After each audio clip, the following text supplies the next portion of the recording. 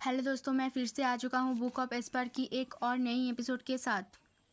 इस एपिसोड के शुरुआत में हम देखते हैं यू क्विंग क्यू ने जज से कहा इस टीम बैटल्स का आउटकम ये लिन और जू फैन के फाइट पर निर्भर कर रहा था। अब जब ये लिन जू फैन से हार चुका है तो फिर अल्टीमेट क्लियरिटी सेट भी डेमन स्केमिंग सेट से हार चुका है।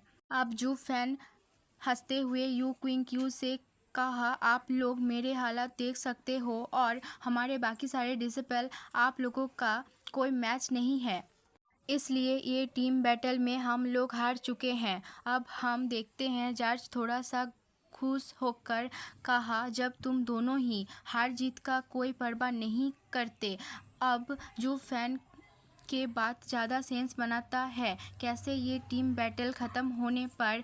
अब इसलिए मैं अल्टीमेट क्लियरिटी सेट को विजेता घोषित करता हूँ। ये सुन के सारे ऑडियंस खुश हो गया। अब हम देखते हैं हेलियन फ्लेम सेट का यंग मास्टर अपने मन में सोचने लगा, यह तक डेमंस का भी एक पथ है, शायद मैं कुछ ज़्यादा देर हो चुका है। अब मिस्टिकल हेवन सेट के एक डिसिपल चकते हुए सिस्टर चू चू से कहा, इसने अभी अभी टॉप में होने का ग्लोरी को छोड़ दिया, उनके वेनरेबल उस पर बहुत गुस्सा है, ऐसा मौका ज़िंदगी में एक ही बार मिलता है, शायद अगली बार जब वो लोग डबल ड्रैगन मैनर में आएंगे तब उनका रैंक इससे ज़्यादा नहीं बढ़ सकता है। ये सुनने के बाद सिस्टर चू चू हंसते हुए उससे कहा, जो फैन ऐसा ही है, वो अभी भी नहीं बदला। अब हम देखते हैं मिस्टिकल हेवन सेट को यंग मास्टर जू फैन पर गुस्सा करते हैं, अपने मन में जू फैन को गाली दिए। तब जू फैन कहने लगा, जब स्कीम और ट्रिक्स के बात आता है तब जू फैन बहुत बार इस्तेमाल किया है, लेकिन हमारे सेट ने सिर्फ एक बार ही ऐसा किया था, तब भी जू फैन आखिर में एक नोबेल हीरो बन गया। अब हमारे सेट को हिपोक्रेट कहा गया, ऐसा क्यों हुआ?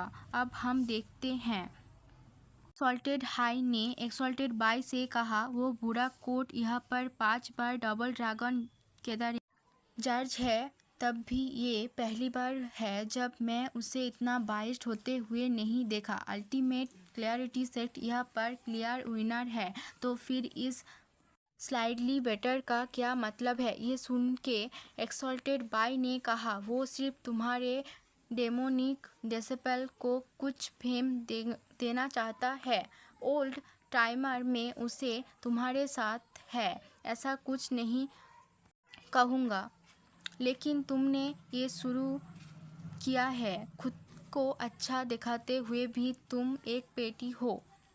अब एक्सल्टेड हाई ने कहा, ये अच्छा किस तरह से देख रहा है, जब जू फैन डबल ड्रैगन मैनर में ट्रेनिंग के लिए आएगा तब हम दोनों ही इसे टीच करेंगे, तुम भी इसमें शामिल हो। अब एक्सल्टेड बाय यहाँ से जाते हुए कहा, ओ प्लीज़, वो एक डेमोनिक कल्टिवेटर है, तुम्हारे जैसा ही मेरे टीचिंग उसके लिए सिर्फ असिस्टेंस का ही काम करेगा, जो मुझसे सच में सीखने के लायक है वो सिर्फ ये लिन है। वो अभी तो हार चुका है, लेकिन मेरे टीचिंग के बाद वो एक ताकतवर कल्टिवेटर बनेगा, तुम्हारे लिए अच्छा होगा अगर तुम्हें हमारा डील याद रहे।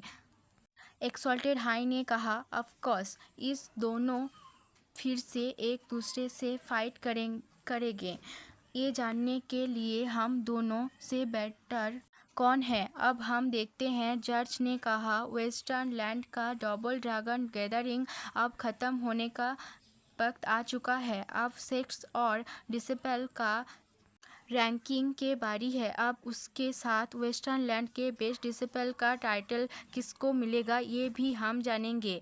असिस्टेंट में थोड़ा वक्त लगेगा, इसलिए आप सभी अभी कुछ रेस्ट ले सकते हो।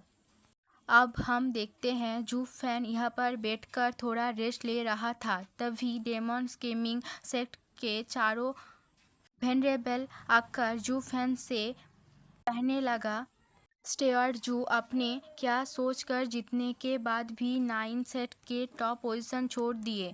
ब्रदर, आपका मालूम भी है कि ऐसा करने के वजह से हमारा सेट का कितना लॉस हुआ। इस जीत के वजह से हम लोग आसानी से सुपीरियर 3 सेट में। अब जू फैन ने कहा, उसके बाद हेवन में पहुंचे जाते। क्या तुम इसके लिए तैयार हो? जो पेड़ सबसे बड़ा होता है वही पहले गिरता है। डेमन गेमिंग सेट अभी सिर्फ एक टाइनी लोअर सेट है। अचानक से हम अगर सुपीरियर सेट बन गए, क्या तुम्हें नहीं लगता ये बहुत ज़्यादा खतरनाक होगा? जैसे इस इंसानों के अपना स्थान जानना चाहिए, ऐसे ही सेट को भी पता होना चाहिए। पावर के बिना कोई भी स्टेटस किसी काम का नहीं होता।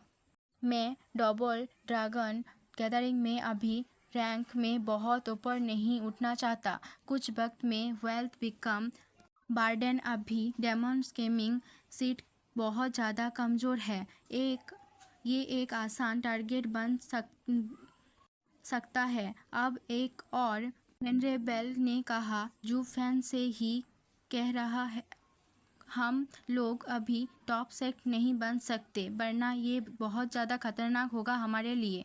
अब पहले वाला वेनरेबल कहा, हमारे जैसे ग्रेट वेनरेबल इतना ज़्यादा ब्लाइंड कैसे हो सकता है? जू फैन, अच्छा है तुम ये डबल ड्रैगन गैदरिंग में हमारा इंचार्ज हो। अब जू फैन ने कहा, किसी को भी एक बार में ज़्यादा खाना नहीं खाना चाहिए, वरना इसका फल अच्छा नहीं होगा। इस डबल ड्रैगन गैदरिंग में हम एक अच्छा पोजीशन हासिल कर चुके हैं, जिसके हम आसानी से हमारा सेट को सपोर्ट और डेवलपमेंट कर सकते हैं लॉन्ग टाइम के लिए।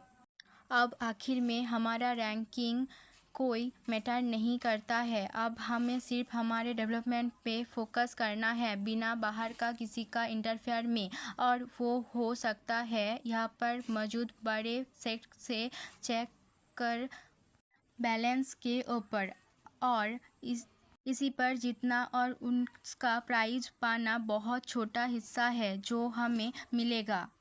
सच का प्राइज है ताकतवर सेट को दोस्ती के हासिल करना। मिडिल 3 सेट जैसे डेमन सोल सेट के ऊपर हमारा एक फेवर है और हमारे साथ फ्रेंडली है। सोर्ड गॉड सेट हमारे फ्रेंड और एक अच्छा एलाई ज़रूर बनेगा। और अल्टीमेट क्लियरिटी सेट भी आसानी से हमारा फ्रेंडली सेट बनेगा। और यह तक भी हेलियन फ्लेम सेट को भी हम अप्रोच कर सकते हैं। ये सुनने के वेनरेबल और सारे डिसिपल चौंकते हुए जू फैन से कहा, अपने लगभग यान मो को मारी चुके थे, हम कैसे उसको सेट के करीब जा सकते हैं जब वो हमसे नफरत करता है? जू फैन ने कहा, इसे कहता है जर्जिंग ए बुक बाय इट। मुझ पर ट्रस्ट करो, हम आसानी से हेलियन फ्लेम सेट अप्रोच कर सकते हैं। अब हम लोग जू फैन का एक बेडेस्ट कूल लुक देख पाते हैं। यहाँ पर इस वीडियो का द एंड होता है। प्लीज़ सब्सक्राइब माई चैनल और like and share this video.